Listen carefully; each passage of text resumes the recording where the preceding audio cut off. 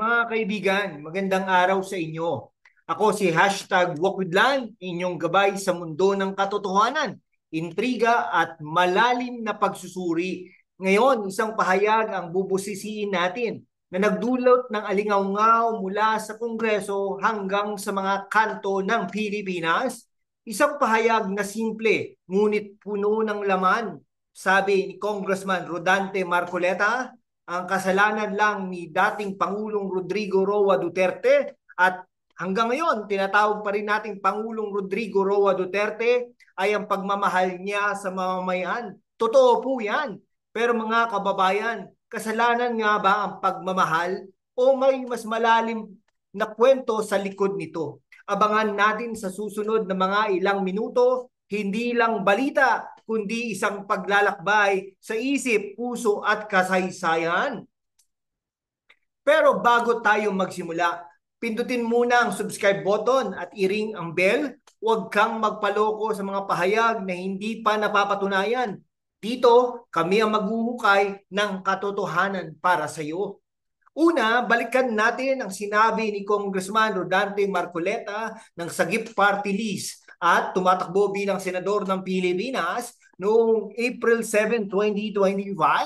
Sa isang pahayag na inilathala ng SMNI News, sabi niya, ang kasalanan lang naman ni dating Pangulong Rodrigo Roa Duterte o si Pangulong Rodrigo Roa Duterte, kung pwede nating tawaging kasalanan, ay yung minahal niya ang kanyang mamamayan. Simple, diretso, pero parang bomba ang dating. Bakit? Dahil sa likod ng mga salitang ito, nakatago ang isang malaking tanong, ano nga bang ibig sabihin ng pagmamahal sa konteksto ng pamumuno ni Pangulong Rodrigo Roa Duterte? Si Marcoleta, isang kandidato sa Senado, ay kilala sa kanyang matapang na paninindigan at malapit na ugnayan sa kampo ni Pangulong Rodrigo Roa Duterte. Pero mga kababayan, huwag tayong magpadala sa emosyon. Tignan natin ang pahayag na ito gamit ang lente ng lohika at kasaysayan. Ang pagmamahal ba ay sapat na depensa sa mga kontrobersiya ng dating Pangulo? O ito ba'y isang matalinong paraan ng pagpapakita ng suporta sa isang leader na minahal ng masa pero hinusgahan ng marami o ng iilan lamang? Alam nyo, kung kasalanan ng pagmamahal, di sana lahat tayo ay may sala. Pero hindi ganon kadali yan, di ba? Sa politika, ang pagmamahal ay parang double-edged sword. Magagamit mo pero pwede ka ring masaktan. Ngayon, pag-usapan natin ang pagmamahal ni Pangulong Rodrigo Roa Duterte sa mamamayan. Noong 2016, nanalo siya bilang Pangulo ng Pilipinas sa isang landslide victory. Hindi lang boto ang nakuha niya, kundi puso ng milyong-milyong Pilipino. Bakit? Dahil siya ang tatay digong, matapang, prangka at handang magmalasakit. Ang kanyang war on drugs, bagamat kontrobersyal, ay sinuportahan ng marami dahil sa pangako ng kaayusan. Ang mga proyekto tulad ng Build, Build, Build, mga kalsada, tulay at infrastruktura ay nagbigay ng konkretong ebidensya ng kanyang malasakit. Pero mga kaibigan, hindi natin pwedeng balawalain ang dilim sa likod ng liwanag. Ang libo-libong napatay sa drug war, opisyal na bilang ay mahigit 6,000. Pero sinasabi ng human rights groups na maaaring umabot sa 30,000. Ito ba ay bahagi ng pagmamahal o pagmamahal nga ba ito sa bayan pero sa paraang hindi natin lahat matanggap? Kung pagmamahal ang pagpatay sa kalaban ng bayan, di sana si Romeo ay serial killer na rin.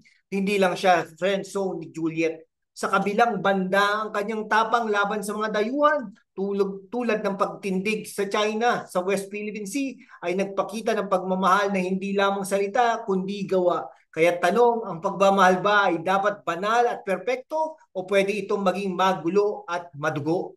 Pero teka muna mga kababayan, bakit sinabi ito ni Marcoleta ngayon? Senatorial candidate siya at malapit na ang eleksyon ng 2025. Hindi ba't parang estratehiya ito ng politika? Ang pagbabalot ng legacy ni Duterte sa salitang pagmamahal ay isang matalinong hakbang para sa mga Duterte loyalists.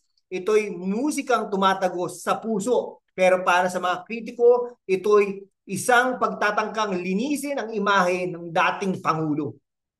Si Marcoleta ay hindi baguhan sa larong ito. Kilala siya sa kanyang papel sa pag-imbestiga sa ABS franchise issue at ngayon malinaw ang kanyang linya, pro Duterte, pro Masa. Pero tanong ko sa inyo, kapag sinabi niyang kasalanan ang pagmamahal, sinong niloloko natin? Ang pagmamahal ba ay kasalanan o ang mga aksyon sa ngalan ng pagmamahal ang tunay na may sala?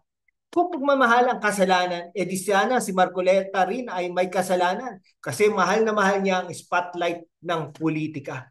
Ngayon, tignan natin ang pulso ng bayan. Sa social media, trending ang pahayag na ito. May mga nagsasabi, tama si Marcoleta, si Duterte ang tunay na nagmalasakit. Pero may mga kontra rin. Pagmamahal, bakit daming namatay? Mga kababayan, kayo ang hukom dito. Ano ang inyong pananaw? I-komento sa baba dahil gusto ko rin malaman kung paano ninyo binabalanse ang pagmamahal at hustisya. Sa kaysaysayan ng Pilipinas, maraming leader ang nagmalasakit. Si Magsaysay, si Aquino, pero si Duterte ang nag-iwan ng marka na parehong hinangaan at kinakatakutan.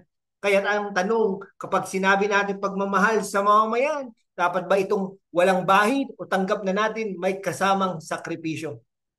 Mga kaibigan, sa loob ng ilang mga minuto, nilibot natin ang pahayag ni Marcoleta, ang legacy ni Duterte at ang damdamin ng bayan. Ang kasalanan lang ni Pangulong Rodrigo Roa Duterte ay ang pagmamahal niya sa mamamayan ay hindi lang isang linya. Ito'y isang salamin ng ating lipunan. Sa politika, pagmamahal ay hindi lang laging dalisay. Madalas, ito'y magulo, marahas at puno ng kontradiksyon.